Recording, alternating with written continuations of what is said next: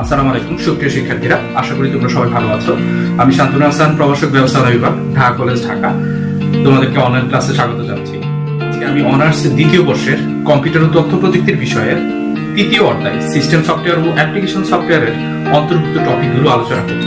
গত ক্লাসে আমি দ্বিতীয় অধ্যায়ের হার্ডওয়্যার মেমোরি অংশ নিয়ে আলোচনা করেছি, কিন্তু গত সপ্তাহে আমি হার্ডওয়্যার নিয়ে আলোচনা করেছিলাম। ঈদের পরে আজকে আমি কম্পিউটার সফটওয়্যার অংশ, যেটা তোমাদের তৃতীয় অধ্যায়, সেটা নিয়ে আলোচনা করব। তো প্রথমে আমরা চলে আসা হচ্ছে আজকে আলোচনায় যে বিষয়গুলো আমরা জানতে পারবো সেটা হচ্ছে 1 নাম্বার সফটওয়্যার কি, 2 নাম্বার হার্ডওয়্যার এবং সফটওয়্যারের মধ্যে পার্থক্য, 3 নাম্বার সিস্টেম সফটওয়্যার এবং অ্যাপ্লিকেশন সফটওয়্যারের মধ্যে পার্থক্য, 4 নাম্বার অপারেটিং সিস্টেমের পরিচিতি এবং প্রকারভেদ, 5 নাম্বার প্রোগ্রাম ল্যাঙ্গুয়েজের ধারণা এবং 6 নাম্বার অনুবাদ সফটওয়্যার, তার মানে হচ্ছে কম্পাইলার, ইন্টারপ্রেটার এবং অ্যাসেম্বলার নিয়ে আলোচনা করব। এবং লাস্টে আমি কিভাবে একটি প্রোগ্রাম তৈরি করা যায়, অ্যালগরিদম, ফ্লোচার্ট, এগুলো নিয়েও আলোচনা করব। আজকের ক্লাসটি একটু লম্বা হবে, তোমাদেরকে একটু ধৈর্য ধরে প্রত্যেকটি বিষয় খুব মনোযোগ দিয়ে শোনার জন্য অনুরোধ করছি।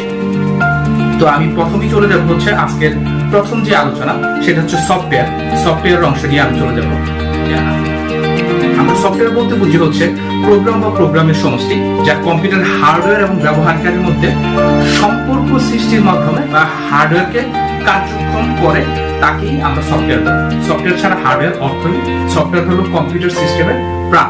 তো সেই কারণে আমরা ধরো যে হার্ডওয়্যার এবং ব্যবহারকারীর মধ্যে যে অদৃশ্য শক্তি কাজ করে, সেটাকে আমরা সফটওয়্যার বলতে পারি। অথবা আমরা বলতে পারি যে এই মানব দেহের ভিতরে যে আমরা যে রূহ বলি, যেটার সাহায্যে আমরা সাধারণত নিঃশ্বাস নিচ্ছি বা আমি তোমাদের সাথে কথা বলছি, এই রূহ মতোই তোমার সফটওয়্যারটাও কম্পিউটারের ভিতরে এভাবেই কম্পিউটার হার্ডওয়্যার এবং যারা ব্যবহারকারী তাদের ভিতরে সম্পর্ক সৃষ্টি করার জন্য কাজ করে। এই সফটওয়্যারের সাথেই আমরা যে বিষয়গুলো একটু আগে বললাম, যে আমরা প্রোগ্রামিং কথা বলছি, যে সফটওয়্যার হচ্ছে অনেকগুলো প্রোগ্রামের সমষ্টি। তাহলে জানতে হবে আসলে প্রোগ্রামটা কি। আমরা প্রোগ্রাম নিয়ে যখন কথা বলি, প্রোগ্রাম বলতে আমরা বুঝি হচ্ছে কোন সমস্যার সমাধান বা কার্য সম্পাদনের উদ্দেশ্যে কম্পিউটারের ভাষায় ধারাবাহিকভাবে সাজানো নির্দেশমালাকেই আমরা প্রোগ্রাম বলি। দ্যাট মিনস কম্পিউটারের ভাষায় ধারাবাহিকভাবে সাজানো নির্দেশমালাকে আমরা প্রোগ্রাম বলি। দ্যাট মিনস কম্পিউটারের ভাষা বলতে বা মেশিন ল্যাঙ্গুয়েজ বলতে আমরা বাইনারি ডিজিট 0 এবং 1-এর মাধ্যমে সাজানো ধারাবাহিকভাবে যে নির্দেশনাগুলো বা রুলস রেগুলেশনগুলো কম্পিউটার প্রোগ্রামাররা যে কোনো সমস্যার সমাধান করার জন্য দিয়ে থাকে, তো সেটাকে আমরা সাধারণত প্রোগ্রাম বলে থাকি। এই সবগুলো প্রোগ্রামকে একত্রিত ভাবে আমরা সফটওয়্যার। তো আমরা গত ক্লাসে যেহেতু হার্ডওয়্যার নিয়ে আলোচনা করেছিলাম, আজকে হার্ডওয়্যার এবং সফটওয়্যার একটা তুলনামূলক আলোচনা আমরা আজকে ক্লাসে একটু করে ফেলি। তো প্রথমে আমরা গত ক্লাসে যেটা হার্ডওয়্যার সম্পর্কে জেনেছি, যে হার্ডওয়্যার একটি বাহ্যিক অবকাঠামো বা অবয়ব থাকে। এটি কোনো যন্ত্র বা যন্ত্রাংশ বা কোনো ডিভাইস যেটাকে আমরা স্পর্শ করতে পারি, সেটাকে আমরা হার্ডওয়্যার বলি। আর আমরা যদি সফটওয়্যারের সাথে পার্থক্য করি, আমরা একটু আগে যেটা জানলাম যে সফটওয়্যার হচ্ছে কোনো প্রোগ্রাম বা প্রোগ্রামের সমষ্টি, যা কম্পিউটার হার্ডওয়্যার এবং ব্যবহারকারীর মধ্যে সম্পর্ক সৃষ্টির মাধ্যমে এই হার্ডওয়্যার গুলোকে কার্যক্ষম করে। তো সেই কারণে আমরা এই হার্ডওয়্যার এবং সফটওয়্যারের ভিতরে এই বেসিক পার্থক্যটা একটু মনে রাখবো। তারপর হচ্ছে আমাদের এখানে আমরা হার্ডওয়্যার যেটা আছে, আমরা হার্ডওয়্যার নিয়ে যখন কথা বলি, যে হার্ডওয়্যারে সাধারণত আমরা সরাসরি ডিভাইস বা যে যন্ত্রাংশগুলো আমাদের চোখের সামনে পড়ে কম্পিউটারের, সেগুলোকে আমরা হার্ডওয়্যার বলে থাকি। যেমন এখানে কম্পিউটারের মাদারবোর্ড হতে পারে, অথবা তোমার এখানে হার্ড ডিস্ক হতে পারে, মাইক্রোপ্রসেসর হতে পারে, অথবা আইসি বা ইন্টিগ্রেটেড সার্কিট হতে পারে, মাউস, অথবা কম্পিউটারের যে কোনো অংশ আমরা স্পিকার দেখি, প্রজেক্টর দেখি, মনিটর দেখি, সবগুলোই হচ্ছে তোমার হার্ডওয়্যারের অংশ। আর সফটওয়্যার হচ্ছে আমরা ধরো যে সফটওয়্যারকে এটা আমরা কম্পিউটার বিভিন্ন অ্যাপস বা অ্যাপ্লিকেশন হিসেবে দেখে থাকি। এটাকে সাধারণত আমরা ধরতে পারি না বা ছুঁতে পারি না, কিন্তু এটা দেখা যাচ্ছে বিভিন্ন সিস্টেমের ভিতরে এটাকে আমরা প্রোগ্রাম হিসেবে ইনস্টল করে এটা দিয়ে আমরা কাজ চালিয়ে নিতে পারি। বিভিন্ন ধরনের সফটওয়্যার এগুলাকে আমরা সহজে আইডেন্টিফাই করতে পারি, যেমন অ্যাপ্লিকেশন সফটওয়্যার হিসেবে অফিস বা অ্যাডোব ফটোশপ, অথবা তোমার এখানে যে কোনো ধরনের আমরা কম্পিউটিং কাজ করার জন্য মাইক্রোসফট এক্সেলের যে প্রোগ্রামগুলো আছে, সবগুলোকে আমরা এখানে সফটওয়্যার ধরবো, এবং উইন্ডোজ অথবা লিনাক্স এইগুলো হচ্ছে তোমার সিস্টেম সফটওয়্যার হিসেবে আমরা তুলে নিতে নোট করে নিতে পারি।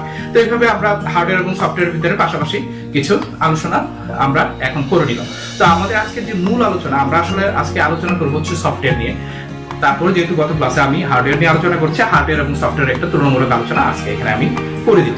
তো আমরা এখন মূল আলোচনা করব সফটওয়্যারের আমরা প্রকারভেদগুলো একটু জেনে নিব, যে আসলে সফটওয়্যারকে আমরা কয় ভাগে ভাগ করে দেখে থাকি। তো সফটওয়্যারকে মূলত আমরা দুই ভাগে ভাগ করে আলোচনা করতে পারি। একটা হচ্ছে তোমার সিস্টেম সফটওয়্যার, আর একটা হচ্ছে তোমার অ্যাপ্লিকেশন সফটওয়্যার বা ব্যবহারিক সফটওয়্যার। তো প্রথমে আসলে সিস্টেম সফটওয়্যার যেটা আছে সেটা কি, সেটা নিয়ে একটু আলোচনা করি। তো সিস্টেম সফটওয়্যার যেটা আছে, সিস্টেম সফটওয়্যারটা আমরা মূলত বলে থাকি যে হার্ডওয়্যারকে কাজে লাগিয়ে ব্যবহারকারী সমস্যার সমাধান করার কাজের উপযুক্ত পরিবেশ নিশ্চিত করার জন্য সিস্টেম সফটওয়্যারটা তৈরি করা হয়। এবং সিস্টেম সফটওয়্যারটাকে সরাসরি আমরা অপারেটিং সিস্টেমও বলতে পারি। যেমন এখানে কম্পিউটারটাকে আমরা যখন চালনা করি, তখন কম্পিউটারটা যখন আমি পাওয়ার বাটনে চাপ দিই, তখন কম্পিউটারের যে বুটিং যে সিস্টেমটা চালু হয়, এই বুটিং হওয়ার সাথে সাথে দেখা যায় যে কম্পিউটারের যেই আমরা যেই যন্ত্রাংশ বা হার্ডওয়্যার গুলোর কথা বলি, সেগুলো আস্তে আস্তে অ্যাক্টিভ হয়, এবং সেই অ্যাক্টিভের কাজটা করে মূলতই হচ্ছে তোমার এই অপারেটিং সিস্টেমের যে সফটওয়্যার গুলো আছে সেগুলো। এবং সেগুলো দেখা যায় যে তোমার রম অথবা র্যাম, অথবা তোমার এখানে দেখা যাচ্ছে ক্যাশ মেমোরি, অথবা তোমার এখানে প্রসেসরের ভিতরে আরো অনেক চিপসেট, এইগুলো দেখা যাচ্ছে যে এই অপারেটিং সিস্টেমের যেই প্রোগ্রামগুলো, এইগুলোর দ্বারা সচল হয়ে কম্পিউটারটাকে আমাদের সামনে ওপেন করে। তো সেই কারণে আমরা এখানে এটাকে সিস্টেম সফটওয়্যার অংশ বলি। তো সেই কারণে সিস্টেম সফটওয়্যারটা আমরা এইভাবেই বলতে পারি। তো সিস্টেম সফটওয়্যার বলতে আমরা এখানে অপারেটিং সিস্টেমও বলতে পারি, অথবা এখানে ড্রাইভার সফটওয়্যার গুলোকে বলতে পারি। যেমন যেমন আমি আমার কম্পিউটারের সাথে একটা প্রিন্টার ইউজ করি, তো এই প্রিন্টারের যে ড্রাইভার আছে, ওটা ছাড়া আমি প্রিন্টারটা আমি আমার কম্পিউটারে সেট করতে পারবো না, অথবা কম্পিউটার থেকে আমি কমান্ড দিলে সেই প্রিন্টারে প্রিন্ট হবে না। তো সেই কারণে প্রিন্টারের সাথে আগে ড্রাইভার সফটওয়্যারটা অ্যাড করে নিতে হয়। তো এটাকেও আমরা একটা সিস্টেম সফটওয়্যার হিসেবে ধরে নিই। তো সেই কারণেই এছাড়াও কিছু ইউটিলিটি সফটওয়্যার আছে যেটাকে আমরা আসলে সিস্টেম সফটওয়্যারের ভিতরে ধরি। যেমন আমার ডিফ্র্যাগমেন্টের যে কাজগুলো হয়, আমি যদি কম্পিউটারটা আমার অনেক সময় দেখা যায় যে স্লো হয়ে যায়, তো কম্পিউটারটাকে আমি যখন দ্রুত আবার রানের পজিশনে নিয়ে আসতে হয়, তখন আমার কম্পিউটারের যে ফাইলগুলো আমি ছড়িয়ে ছিটিয়ে আমি বিভিন্ন কাজের জন্য নিয়েছিলাম, সেগুলোকে আবার গুছাতে হয়।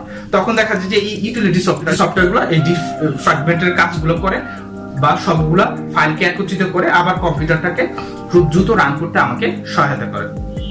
এছাড়াও এখানে ফায়ারওয়াল আছে এবং বিভিন্ন ধরনের সফটওয়্যার আছে, যেগুলো দেখা যায় যে আমার কম্পিউটারের সিস্টেম সফটওয়্যার হিসেবে আমাকে বিভিন্ন সাপোর্ট দিয়ে থাকে। এরপর সিস্টেম সফটওয়্যার পরে আমরা এখন আলোচনা করব হচ্ছে অ্যাপ্লিকেশন সফটওয়্যার নিয়ে।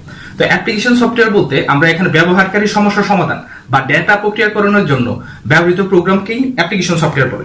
অ্যাপ্লিকেশন সফটওয়্যার হচ্ছে মূলত কোনো স্পেসিফিক সমস্যা সমাধানের জন্য তৈরিকৃত কোনো সফটওয়্যার, যে সফটওয়্যার দিয়ে আমরা সাধারণত কোনো স্পেসিফিক কোনো সমস্যা সেটার সমাধান করতে পারি। তো অ্যাপ্লিকেশন সফটওয়্যারের সাহায্যে আমরা দেখা যায় যে দৈনন্দিন বিভিন্ন গুরুত্বপূর্ণ কাজগুলো আমাদের যারা ব্যবহারকারী আছে তারা করে থাকে। যেমন অফিস ম্যানেজমেন্টের যে সফটওয়্যারগুলো, বা ওয়েব ব্রাউজিং আমরা করে থাকি, বা ইমেল প্রসেসিং করে থাকি, বা স্প্রেডশিট প্রোগ্রামগুলো, অথবা ডাটাবেস ম্যানেজমেন্ট সিস্টেমের যে কাজগুলো আছে, সবগুলো আমরা সাধারণত এই অ্যাপ্লিকেশন সফটওয়্যার দিয়ে করে থাকি। অ্যাপ্লিকেশন সফটওয়্যারগুলো সুনির্দিষ্ট কোনো সমস্যা সমাধানের জন্যই সাধারণত তৈরি করা হয়ে থাকে। তো আমরা একটু আগে যেটা আলোচনা করছি সিস্টেম সফটওয়্যার, আর এখন আলোচনা করলাম হচ্ছে অ্যাপ্লিকেশন সফটওয়্যার। এই আমরা মূলত কম্পিউটারের ভিতরে যেই অ্যাপ্লিকেশনগুলো সাধারণত সচরাচর দেখে থাকি এবং যেগুলো দিয়ে আমরা সাধারণত কাজ করে থাকি, সেগুলো এই দুইটার সমন্বয়ে তৈরি হয়। একটা হচ্ছে আমাদের সিস্টেম সফটওয়্যার, যেটা আমার পুরো কম্পিউটারের পার্টস গুলোকে অ্যাক্টিভ করে এবং কম্পিউটারটাকে আমার কাজের উপযুক্ত করে। এবং দ্বিতীয়টা হচ্ছে আমার অ্যাপ্লিকেশন সফটওয়্যার, কাজের উপযুক্ত হওয়ার পরে আমি যখন স্পেসিফিক কাজ করতে যাই, আমি যখন কোনো ওয়ার্ডে লিখতে যাই, তখন দেখা যায় আমার MS ওয়ার্ড, মাইক্রোসফট ওয়ার্ড দরকার পড়ে। তো এই MS ওয়ার্ড, মাইক্রোসফট ওয়ার্ড, এটা হচ্ছে আমার অ্যাপ্লিকেশন সফটওয়্যার। আবার আমি দেখা গেছে যে আমার কোনো প্যানড্রাইভে কোনো ডাটা নিয়ে আসছি, এটা আমি স্ক্যান করতে যাচ্ছি, তো প্যানড্রাইভটা যখন আমি স্ক্যান করবো, আমার দেখা যায় যে এখানে ভাইরাস স্ক্যানার দরকার। তো এই ভাইরাস স্ক্যানারটা হচ্ছে অ্যাপ্লিকেশন সফটওয়্যার। তো এইভাবে দেখা যাচ্ছে অ্যাপ্লিকেশন সফটওয়্যার এবং সিস্টেম সফটওয়্যার দুটো সম্মিলিত রূপেই আমাদের কম্পিউটারের এই যে কাজগুলো, বা কম্পিউটারের যে ল্যাঙ্গুয়েজ বা কম্পিউটারকে বোঝানোর যে কাজটা, আমরা এই দুইটা সফটওয়্যারের মাধ্যমে সাধারণত করে থাকি। তো আমরা এখন এই অ্যাপ্লিকেশন সফটওয়্যার এবং সিস্টেম সফটওয়্যারের মধ্যে যে পার্থক্যটা আছে, পার্থক্য আমরা একটু রিভিউ করে নিই। সিস্টেম সফটওয়্যার হচ্ছে কম্পিউটারের অবিচ্ছেদ্য অংশ, এবং সিস্টেম সফটওয়্যার উদাহরণ হিসেবে আমরা একটু আগে বলেছি, যেমন উইন্ডোজ অপারেটিং সিস্টেম, লিনাক্স অথবা উইন্ডোজ এক্সপি। আর অ্যাপ্লিকেশন সফটওয়্যার বলতে আমরা স্পেসিফিক সমস্যা সমাধানের জন্য ব্যবহৃত সফটওয়্যারগুলোকেই বলে থাকি, এবং এটা অ্যাপ্লিকেশন সফটওয়্যারটা কম্পিউটার সিস্টেমের কোনো অবিচ্ছেদ্য অংশ নয়, এটা ছাড়াও কম্পিউটার চলবে। এবং এটাকে আমরা একটু আগে বলেছি যে সমস্যা সমাধানের জন্য স্পেসিফিক যে প্রোগ্রামগুলো, এমএস অফিস অথবা তোমার ভাইরাস স্ক্যানার অথবা আমার এখানে অ্যাডোব ফটোশপ, এগুলো সবগুলো হচ্ছে অ্যাপ্লিকেশন সফটওয়্যার। তো আমরা এই সিস্টেম সফটওয়্যার এবং অ্যাপ্লিকেশন সফটওয়্যারের ক্লাসিফিকেশনগুলো মোটামুটি জেনে নিলাম। সেটা হচ্ছে অপারেটিং সিস্টেম নিয়ে আলোচনা, সেই অপারেটিং সিস্টেমের আলোচনাতে চলে যাব। তো প্রথমে আসলে অপারেটিং সিস্টেমটা আসলে কি সেটা একটু জেনে নিই। অপারেটিং সিস্টেম বলতে আমরা আসলে অপারেটিং সিস্টেম হলো এমন কতগুলো প্রোগ্রামের সমষ্টি যেগুলোর সাহায্যে কম্পিউটার সকল হার্ডওয়্যার এবং সফটওয়্যারকে নিয়ন্ত্রণ, তত্ত্বাবধান এবং কার্যকরী করতে সমর্থ এবং সাহায্য করে। তো আমরা বলছি যে অপারেটিং সিস্টেম হচ্ছে এমন কতগুলো প্রোগ্রামের সমষ্টি যেগুলোর সাহায্যে কম্পিউটারের সকল হার্ডওয়্যার এবং সফটওয়্যার নিয়ন্ত্রিত হয় এবং এটা পরিচালিত হয় এবং কার্যক্ষম হয়। তো সেটাকে আমরা সাধারণত অপারেটিং সিস্টেম বলে থাকি। তো অপারেটিং সিস্টেম কম্পিউটারের মধ্যে প্রাণের সঞ্চার করে, ইহা কম্পিউটার এবং ব্যবহারকারীর মধ্যে সেতু বন্ধন করে।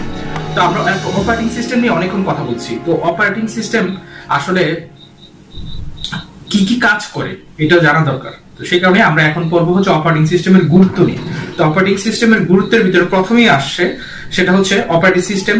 আমরা জানি যে সিপিইউর কাজকে বা সেন্ট্রাল প্রসেসিং ইউনিট যে আছে, এটার কাজকে নিয়ন্ত্রণ করে সাধারণত এই অপারেটিং সিস্টেমের আরো কিছু কাজ আছে যা আমরা সিকোয়েন্সিয়ালি যদি আমরা পড়ে যাই, প্রায় 8 থেকে 9টা কাজ আমরা অপারেটিং সিস্টেমে পাবো যেটা কম্পিউটারের ভিতরে করে থাকে। তো এবং দ্বিতীয় হচ্ছে এখানে মেমোরি ম্যানেজমেন্ট করে কম্পিউটারের দক্ষতা বৃদ্ধির কাজটাও কিন্তু আসলে অপারেটিং সিস্টেম করে থাকে।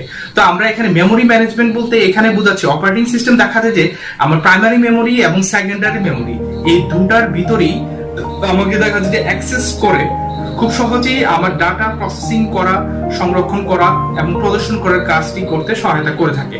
তো সেখানে আমরা মেমোরি ম্যানেজমেন্টের ক্ষেত্রে আমরা বলে থাকি যে অপারেটিং সিস্টেম আমাকে সহায়তা দিয়ে থাকে।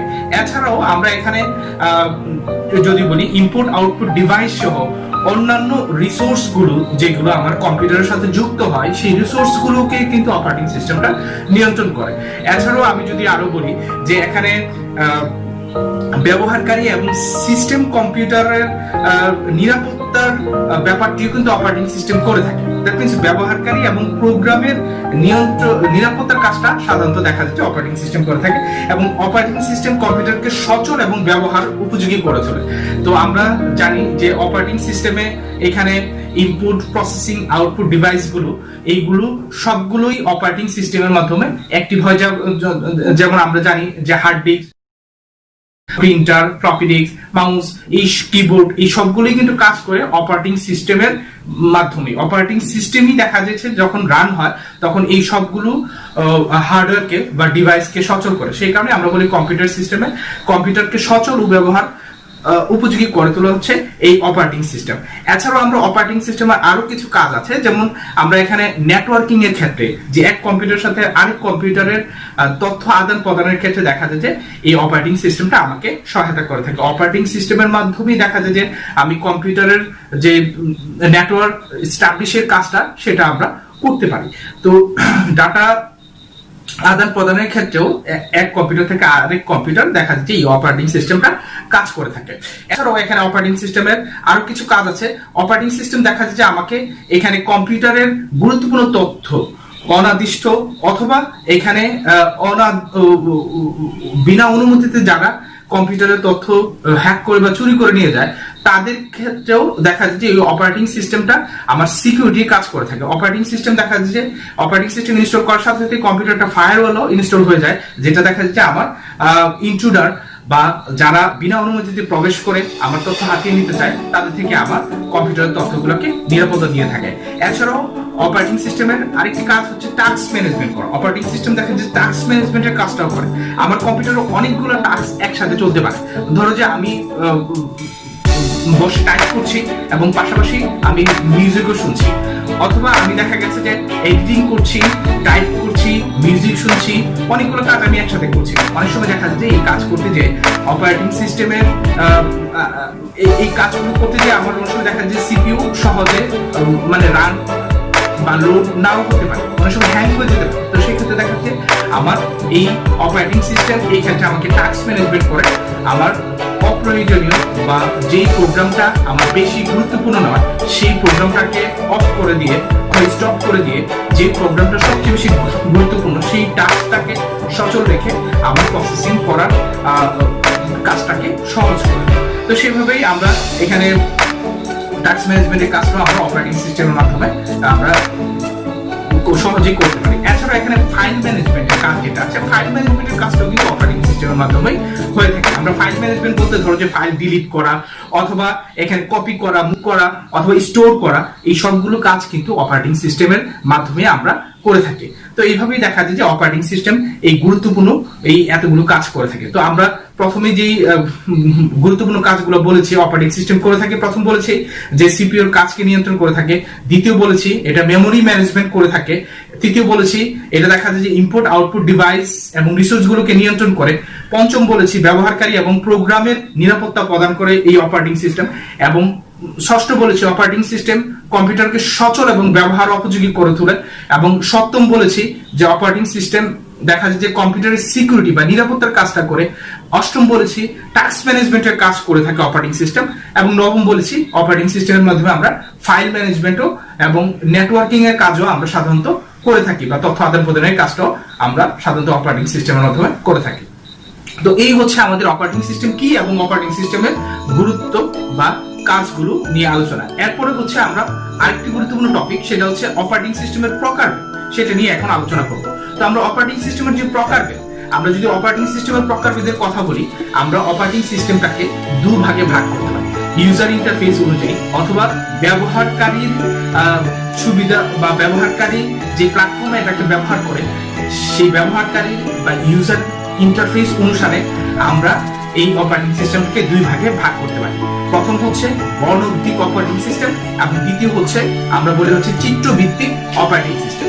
তো এখানে বর্ণভিত্তিক অপারেটিং সিস্টেম, এখানে কথা শুনেই তুমি বুঝতে পারছো যে এই অপারেটিং সিস্টেমটা সাধারণত কম্পিউটারের কিবোর্ডের সাহায্যে প্রত্যেকটি অক্ষর টাইপ করে করে কম্পিউটারের মেশিন ল্যাঙ্গুয়েজে টাইপ করে করে দেখা যায় কম্পিউটার মেশিন ল্যাঙ্গুয়েজে তার বার্তা বা কি করণীয় সেটা পাঠায়, সেটাকে আমরা মানে সেই সিস্টেমটাকে আমরা সাধারণত বর্ণভিত্তিক অপারেটিং সিস্টেম বলে থাকি।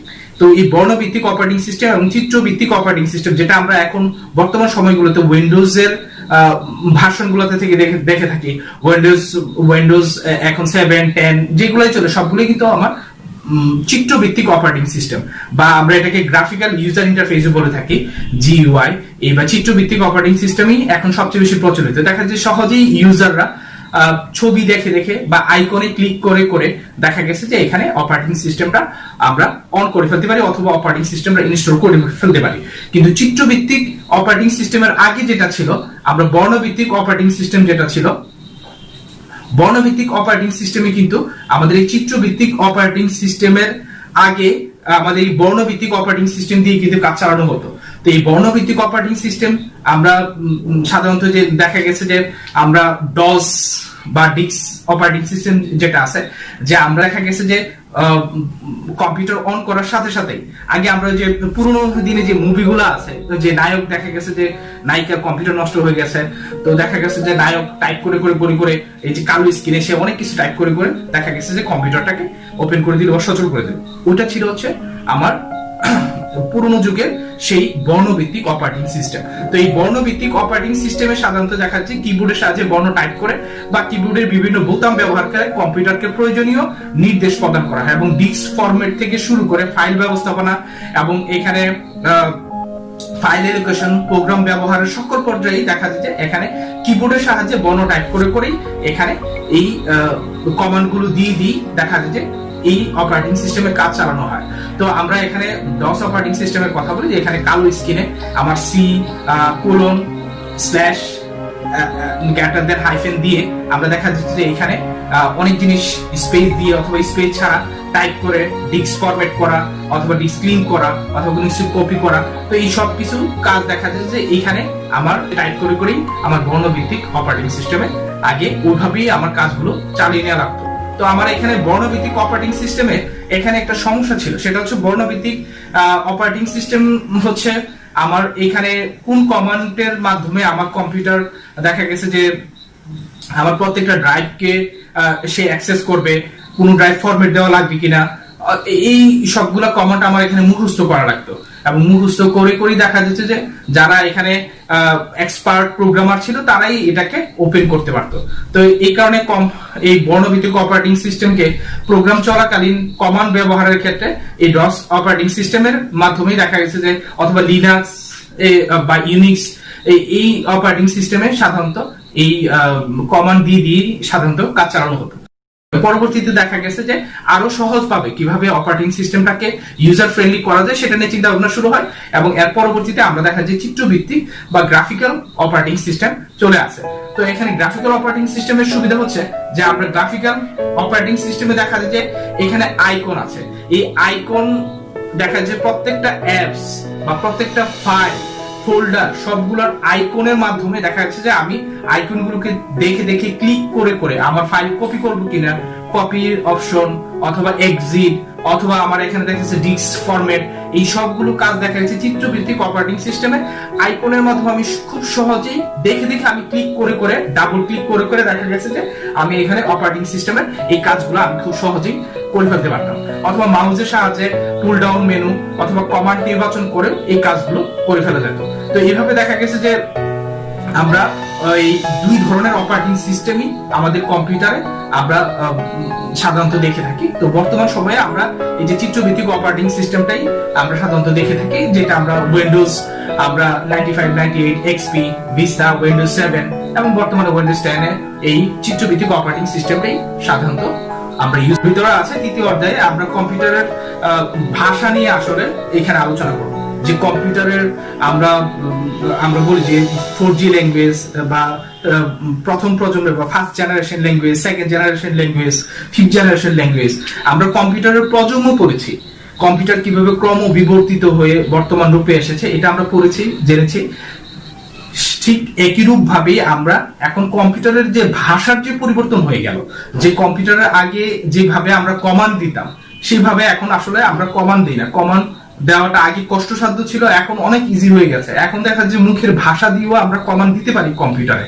তো এই যে ক্রম বিবর্তন এটাকেও 5টা স্টেজে ভাগ করে আলোচনা করা যায়। এই যে কম্পিউটারের যে ভাষা, কম্পিউটার তো আসলে মানুষের ভাষা বুঝে না, সে দেখা যায় যে যন্ত্রের ভাষা, তার ভিতরে যে অসংখ্য ইলেকট্রনিক সার্কিট বা ডিভাইস সংযুক্ত আছে, এইগুলোর ভিতরে যখন ইলেকট্রন পাস হয় বা এটার ভিতরে বিদ্যুৎ অন বা অফ এই পজিশনে যখন সে থাকে, সে এই জিনিসটাকে সে বুঝতে পারে যে তার ভিতরে ইলেকট্রন পাস হচ্ছে কিনা।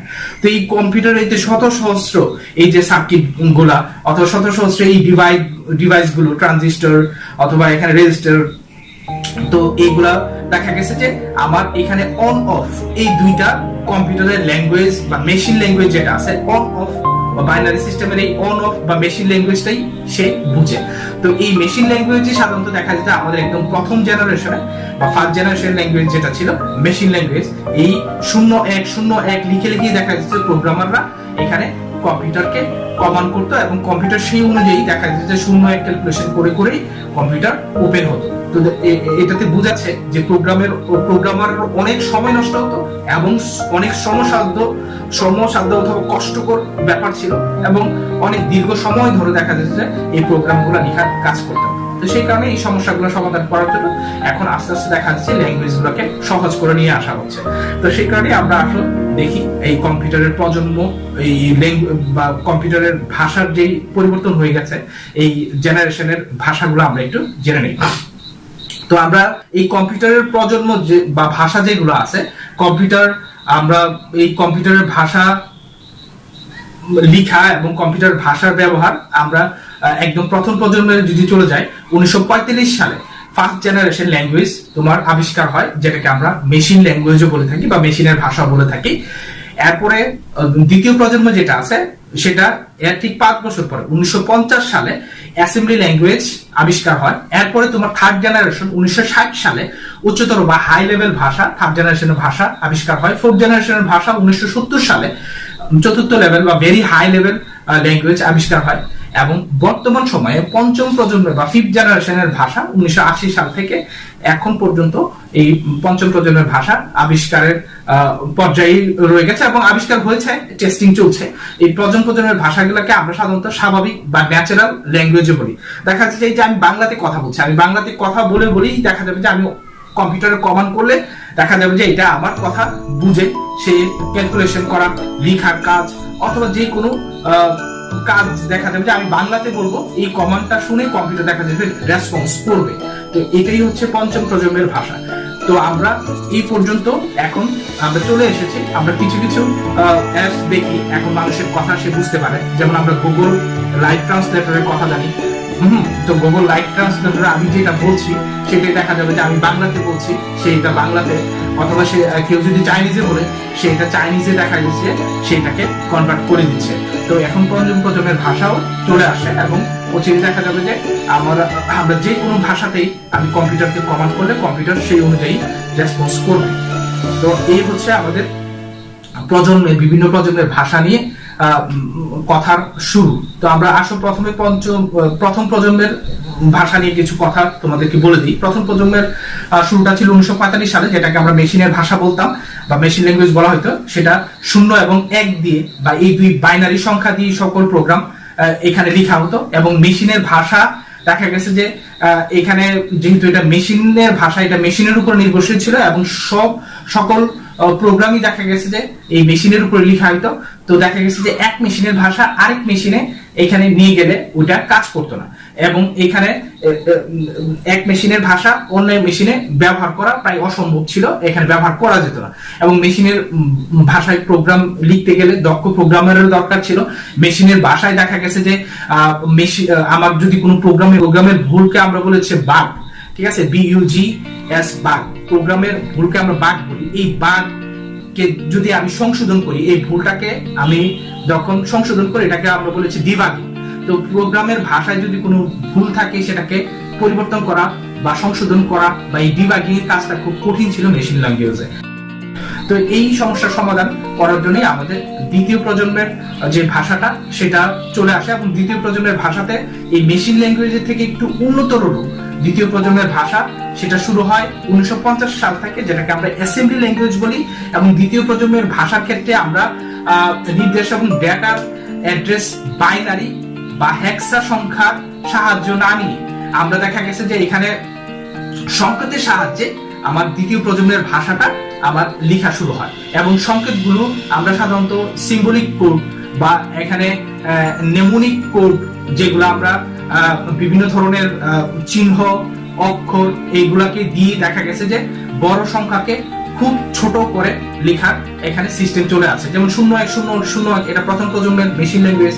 এটা ব্যবহার না করে দেখা গেছে যে খুব ছোট একটা সিম্বল অথবা দেখা গেছে যে কোনো একটা অ্যালফাবেট দিয়ে বা 2-3টে অ্যালফাবেট দিয়ে দেখা গেছে যে এখানে নিউমোনিক কোডগুলা বা সিম্বলিক কোডগুলা তৈরি করা হতো, যেটা দিয়ে আমার দেখা গেছে যে মেশিনের ভাষার চেয়ে খুব সহজেই এখানে প্রোগ্রাম লেখা যেত। এবং এইখানে একসাথে অনেক বর্ণ ব্যবহার করা যেত। এই হচ্ছে সেকেন্ড জেনারেশন বা অ্যাসেম্বলি ল্যাঙ্গুয়েজ। তারপর হচ্ছে আমার থার্ড জেনারেশন, যেটা আমরা 1960 সাল থেকে শুরু হয়। থার্ড জেনারেশনে আমার হাই লেভেলের ভাষা শুরু হয়। হাই লেভেলের ভাষা মানুষের ভাষার মতোই, যেমন মানুষের ভাষা বলতে আমরা শুধু স্পেসিফিক্যালি ইংলিশ অ্যালফাবেট ABCD, এই ইংলিশের সাথে মিল আছে হাই লেভেলের ভাষা। এবং হাই লেভেলের ভাষার প্রধান সুবিধা হলো এখানে লিখিত প্রোগ্রাম যে কোনো কম্পিউটারে ব্যবহার করতে।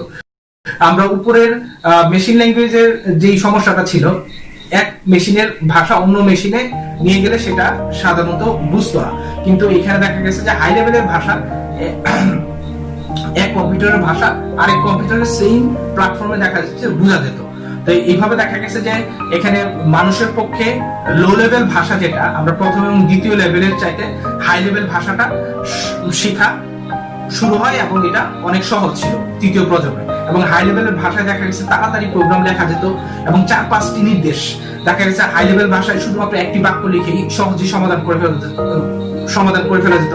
এবং হাই লেভেলের ভাষায় দেখা যাচ্ছে যে স্বাভাবিক ভাষায় ইংরেজিতে অনেক শব্দ ব্যবহার করা যেত এবং হাই লেভেলের ভাষা পরবর্তীতে দেখা গেল যে অসংখ্য প্রোগ্রাম হাই লেভেলের ভাষায় চলে আসে এবং বর্তমানে প্রায় 500টির উপরে দেখা গেছে যে তোমার এখানে হাই লেভেল ভাষা সংরক্ষিত আছে এবং এইগুলো দেখা গেছে যে এই হাই লেভেল ভাষায় সংরক্ষিত প্রোগ্রামগুলো দিয়ে এখন তুমি যেই কোনো কম্পিউটারেই দেখা গেছে এই হাই লেভেল ভাষাগুলো ইউজ করে তুমি কম্পিউটার কোডিং করে প্রোগ্রাম তৈরি করে ফেলতে পারবা। যেমন আমরা হাই লেভেল ভাষা এই থার্ড জেনারেশনে যেগুলো আছে আমরা বলতে পারি কোবাল আছে, সি আছে, ফোরট্রান আছে, বেসিক আছে, এই সবগুলোই হচ্ছে হাই লেভেল ভাষা বা অ্যালগো আছে। তো এই হাই লেভেল ভাষাগুলো আমি দেখা গেছে যে কোনো কম্পিউটারে নিয়ে আমি বেসিক এই সফটওয়্যারটা আমি আমার কম্পিউটারে ইনস্টল করে দেখা গেছে আমি বেসিক দিয়ে প্রোগ্রাম আমি খুব সহজেই বানিয়ে ফেলতে পারবো।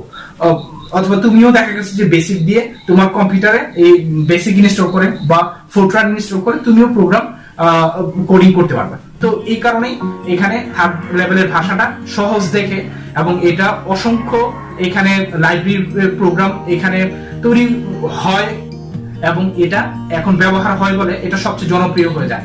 এবং এখানে এই হাই লেভেল ভাষায় দেখা গেছে যে প্রোগ্রাম লেখাটা খুব সহজ হয় এবং হাই লেভেল ভাষায় সাধারণত দেখা যায় যে এখানে কিছু অসুবিধা আমরা এখানে দেখতে পাই। যেমন এখানে কম্পিউটার সাধারণত এই হাই লেভেলের ভাষা সরাসরি বুঝতে পারে না।